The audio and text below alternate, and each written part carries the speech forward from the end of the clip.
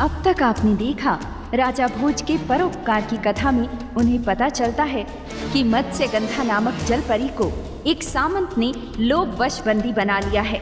जब राजा भोज उसे बचाने पहुंचते हैं तो उन्हें सामंत द्वारा पता चलता है कि वे श्राप देने के बाद दक्षिणामुखी शंख में जाकर लुप्त हो गई थी। राजा भोज को ऋषिवर से पता चलता है कि सब शंखों को शंखासुर ने शंखलोक में बंदी बना लिया है ताकि वो ब्रह्मा जी के अभिशाप से बच सके। शंखासुर मत्स्यगंधा को देख उससे विवाह करने हेतु अंधकासुर की अंधेरी कोठरी में उन्हें बंदी बना देता है। राजा भोज ऋषिवर से जलकुंभी विद्या सीखकर उसका प्रयोग कर शंखलोक पहुंच जाते हैं, जहां उनमें और अंधकासुर में युद्ध होता है। राजा भोज को अंधकासुर की काल कोठरी में ले जाया जाता है। वहां वे मत्स्यगंधा को ये बताते हैं कि उनके श्राप के कारण सब सोने के बन गए हैं और वे उनसे कहते हैं कि काल कोठरी से बाहर निकलने के लिए उन्हें शंखासुर से विवाह करने के लिए हाँ कहनी होगी, क्योंकि इससे वो अपने धर्म की रक्षा करेंगी, उल्लंघन नहीं। आइए देखते हैं आगे। नहीं राजन, यह कदापि संभव नहीं है। हम मत्स्य कन्याएं कभी विवाह नहीं करती, क्योंकि जब विष्णु जी ने मत्स्य अवतार लेकर हमारी रक्षा की थी, उन्होंने हमें अपनी पत्नी के रूप में स्वीकार किया था। इसीलिए हम विष्णु जी को अपने मन से अपना पति मानते हैं। देवी, क्षमा करिएगा। एक परंपरा को त्याग देने से सारे समाज का हित हो तो उसे त्याग देना चाहिए देवी। बाकी निर्णय आपका है देवी, आप फैसला करें।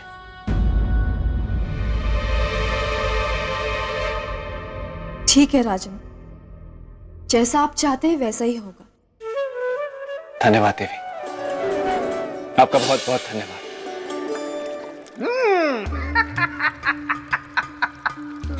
बात तो एकदम सही कही। इधर देखो, बात एकदम सही कही राजा भोज ने। परंतु इन्हें पता नहीं है कि शंखासुर, भस्मासुर और क्रोशासुर से भी बड़ा सुर है। क्या वो राजा भोज के जाल में फंसेगा या इस तरह जोर से हंसेगा? चलो, बात नहीं करनी है तो जाओ यार।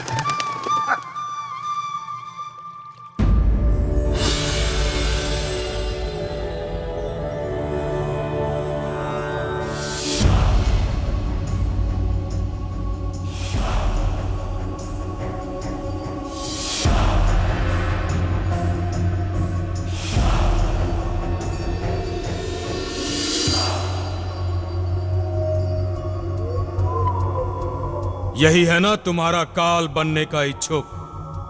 हाँ महाराज, यही है वो जिसके जाल को काटने की मैंने बहुत कोशिश की, लेकिन असफल रहा। घबराओ मत तुम, मैं भेजूंगा आज इसे काल के गाल में। ऐ मानव, अब तुम्हारा ये आत्मबल, योग बल, अध्यात्म बल सब धरा का धरा रह जाएगा। तुम रत्ती भर भी हमारा अहित नहीं कर पाओगे। पूछो क्यों? क्योंकि जिस दक्षिण मुखी शंख की ध्वनि से तुम मेरा अंत करने वाले थे, आज मैं उसी का अंत करने वाला हूं। ए मानव, सुना तुमने? आज मैं अपनी मृत्यु के कारक का अंत करने वाला हूं।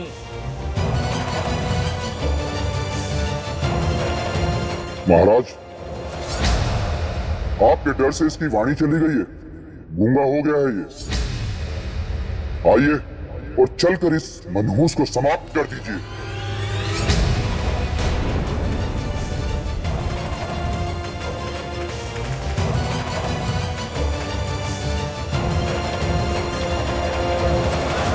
ब्रह्मदेव, आज आप गलत सिद्ध हो जाएंगे कि संसार में कोई अमर नहीं है, क्योंकि आज के बाद मैं इस दक्षिण मुखी शंख का अंत करके सदा सदा के लिए अमर हो जाऊंगा। अमर हो जाऊंगा।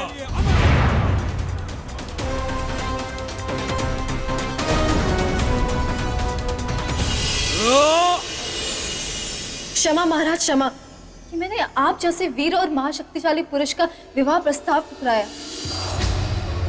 सुंदरी, तुम्हारे हृदय परिवर्तन से हम बहुत प्रसन्न हुए। कहो, मन की बात कहो। महाराज, मुझे आपसे प्रेम हो गया है।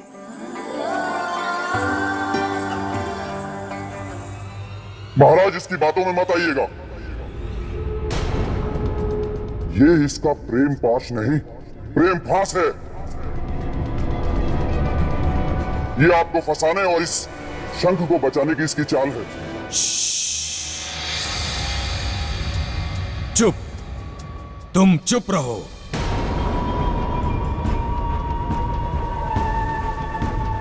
सुंदरी के मीठे मीठे बोल मेरे कानों में घुलने दो। हाँ तो सुंदरी, क्या मैं इस प्रेम का कारण जान सकता हूं? महाराज, प्रेम का केवल एक कारण होता है, आंखों के रास्ते दिल में उतर जाना, मन को भा जाना, पसंद आ जाना। और आप मुझे भा गए हैं, पसंद आ गए हैं। मैं आपसे विवाह करना चाहती हूँ।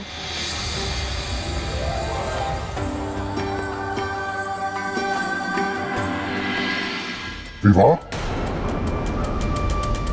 महाराज, इसकी कोई बहुत गहरी चाल है। इसकी बात बिल्कुल भी मत सुनिएगा।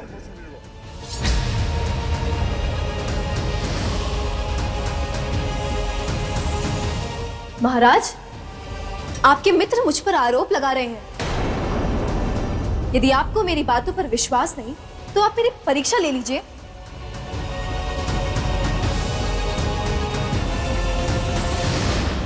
सुंदरी, तुम्हें अपनी प्रेम परीक्षा के लिए मेरी मृत्यु के कारक इस दक्षिण मुखी शंख की मृत्यु देखनी होगी।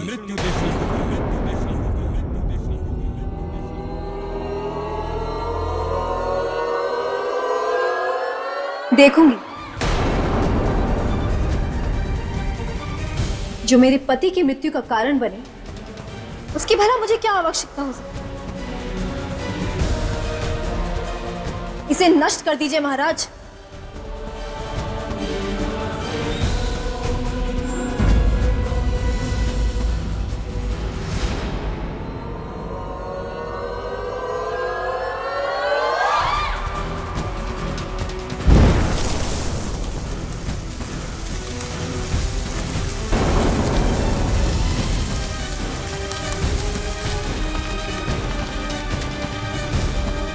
मैं अमर हो गया ब्रह्मदेव, मैं अमर हो गया, अमर हो गया मैं, अमर हो गया मैं, अमर हो गया मैं।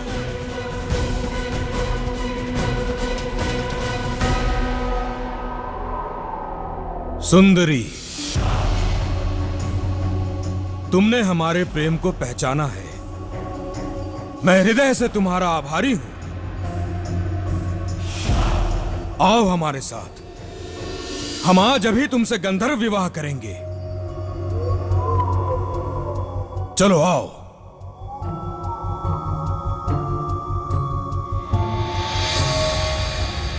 इतनी आसानी से कैसे नष्ट हो गया ये शंख?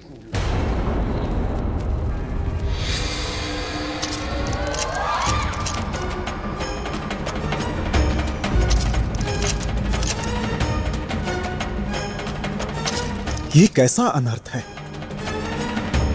लोगों के शरीर में दरारें? ऋषिवर, ये हमारे अंत समय की पहचान है। हाँ ऋषिवर, हमारी आत्मा इस देह रूपी पिंजरे से मुक्त हो जाएगी। हम अब मर जाएंगे।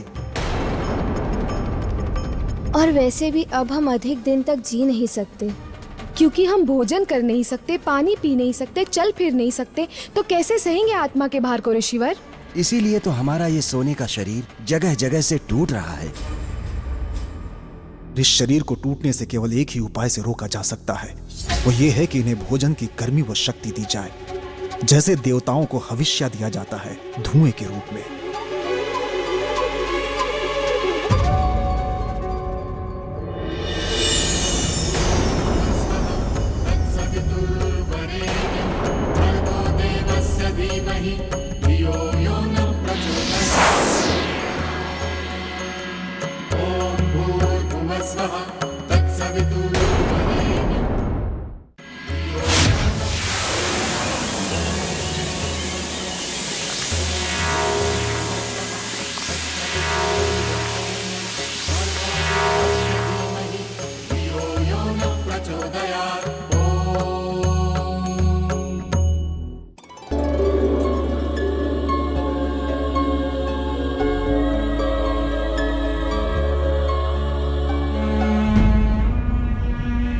राजा भोज, अब मैं इन्हें अधिक देर तक सुरक्षित नहीं रख पाऊंगा। आपको शीघ्र आना होगा, अति शीघ्र। अब देखना ये है कि क्या राजा भोज समय रहते वापस आ पाते हैं या नहीं।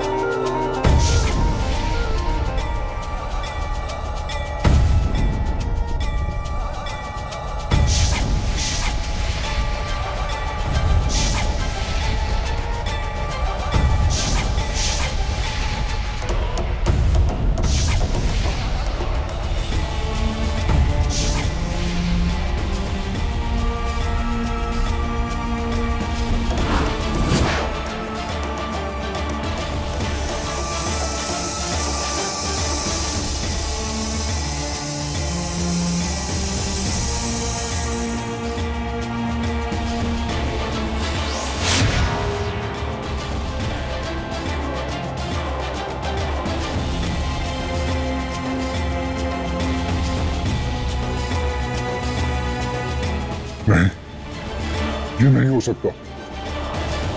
ये शंख तो जीवित है। मैं इसे अभी समाप्त कर दूंगा।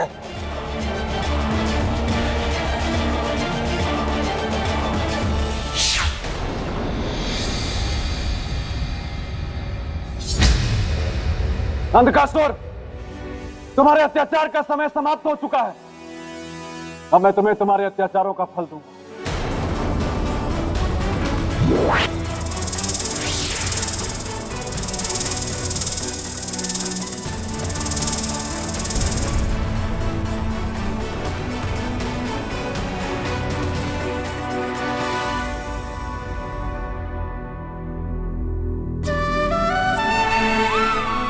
क्या कहूं आपको?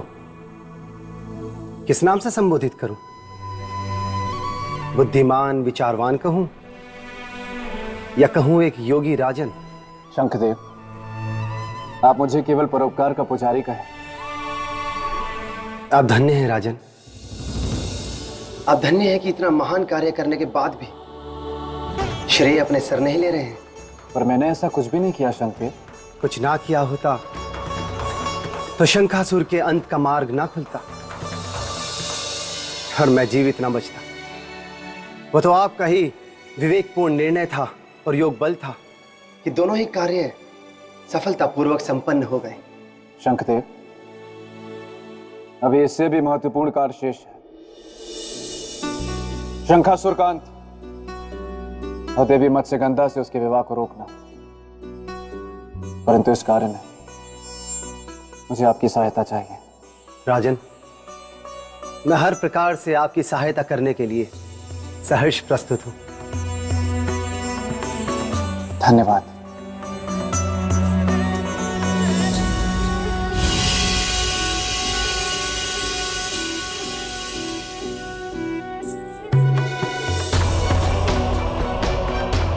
शंखासुर, अब तुम्हारा अंत निश्चित है।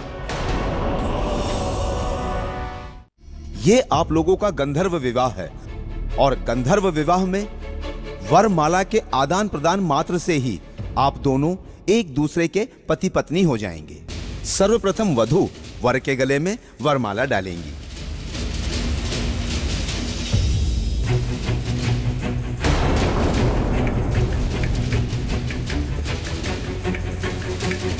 देवी, आप किसकी प्रतीक्षा कर रही हैं?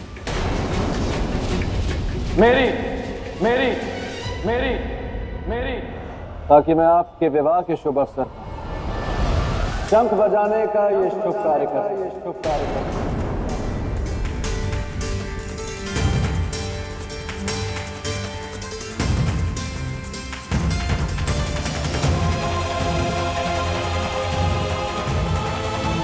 तीनों लोग चारों दिशाओं में यह संदेश प्रसारित कर सकूं। यह सृष्टि में एक बड़ा ही शुभ कार्य होने वाला है। सुंदरी, मेरे साथ इतना बड़ा छल, इतना बड़ा घात। छल और घात तो तुमने किया है शंखासुर। पवित्र शंखों को बंदी बनाकर शंखलोक पर अपना अधिकार जमा कर। ओह, तो तुम इस सुंदरी के साथ मिलकर मुझसे मेरा अधिकार हरण करने आए हो? नहीं, मैं तुम्हारा अधिकार नहीं हरने आया, मैं तुम्हारे प्राण हरने आया हूं शंखासुर। तुम्हारे विवाह के अवसर पर ये पवित्र दक्षिणमुखी शंख बजाकर। नहीं, नहीं मानव, नहीं, तुम ये शंख नहीं बजा सकते।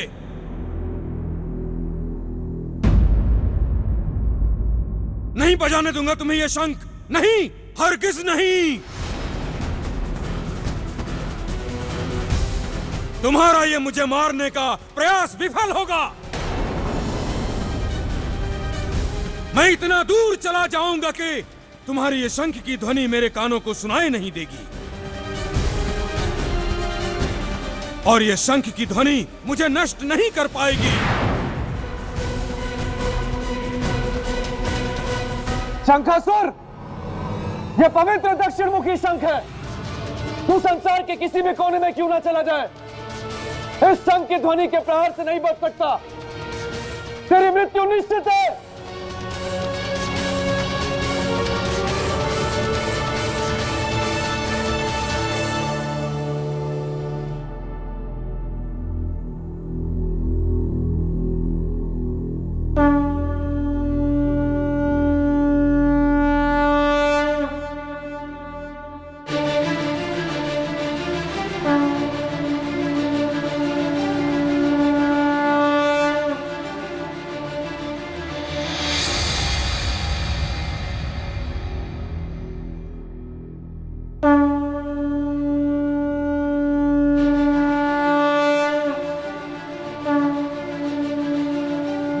ऐसा नहीं हो सकता।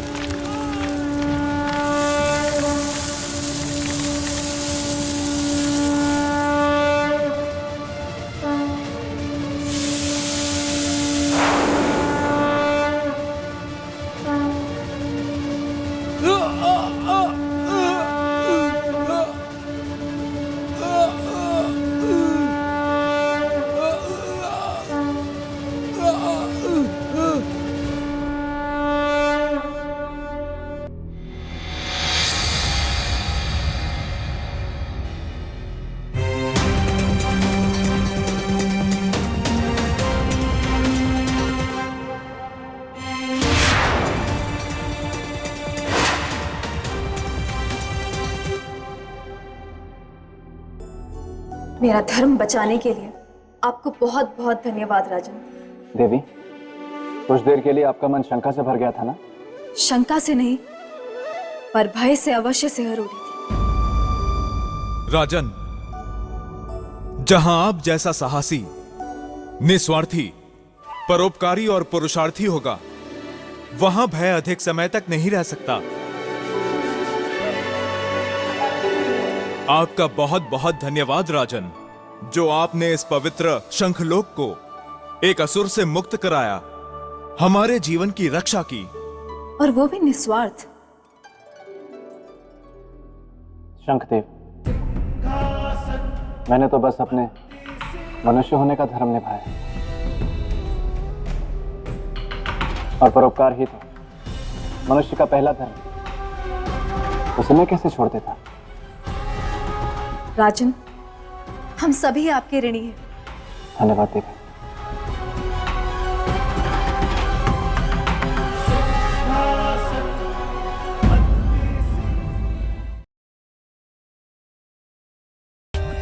For more updates, subscribe to our channel, click the show links and enjoy watching the videos.